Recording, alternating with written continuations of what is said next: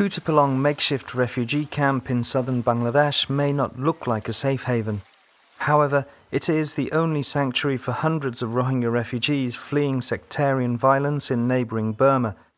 Over 2,000 Rohingya, mostly women and children, are reported to have entered Bangladesh waters in the last 2 weeks in search of food and shelter. Despite the perilous journey, their boats are being pushed back by the Bangladesh authorities, who claim the country doesn't have the resources to take in any more refugees. An estimated 200,000 Rohingya, an ethnic minority from Burma's Rakhine state, already live in Bangladesh after fleeing 3 decades of state-led persecution. In the past, the Bangladesh government claimed they were economic migrants crossing the border to secure better livelihoods at the expense of the local population.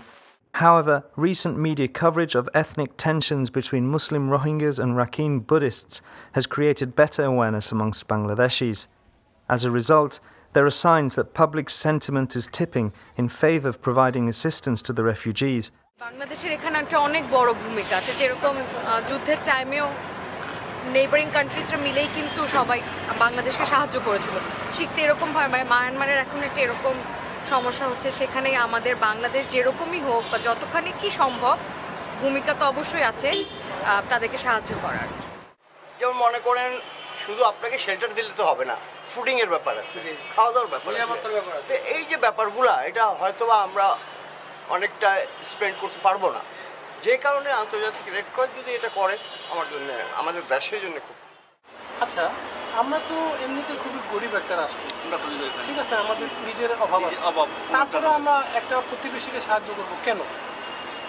মুসলমান হিসাবে। আচ্ছা, তাদেরকে এখানে আসার সুযোগ দেওয়া উচিত, রাখা উচিত, এবং যখন ঝামেলাটা মিটবে তখন আবার অবশ্যই তারা যেন ফেরত যায়, সেটার ব্যবস্থা রাখতে হবে। আর যদি পার্মানেন্ট এখানে থেকে যায় তো আমাদের দেশে সমস্যা হবে।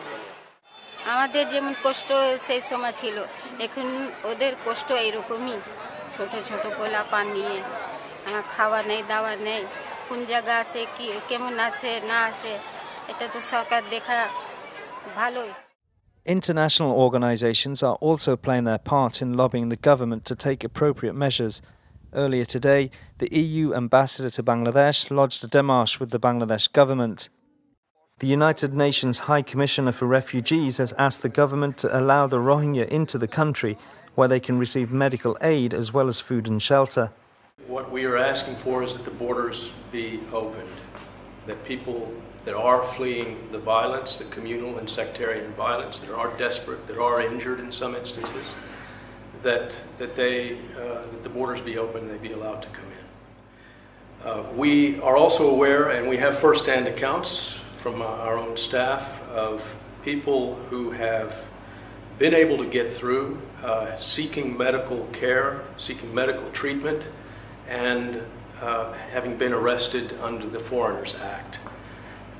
This is one of the cases that we put forward as an example of the need to exercise restraint, to exercise a certain decency in the treatment of the people that have been traumatized. These words seem to be falling on deaf ears as the Ministry of Foreign Affairs refuses to budge on its hardline approach to the refugees. Rohingya human rights groups are hoping that Nobel Peace Prize winner Aung San Suu Kyi will break her long silence on the Rohingya issue to ease tensions in Burma.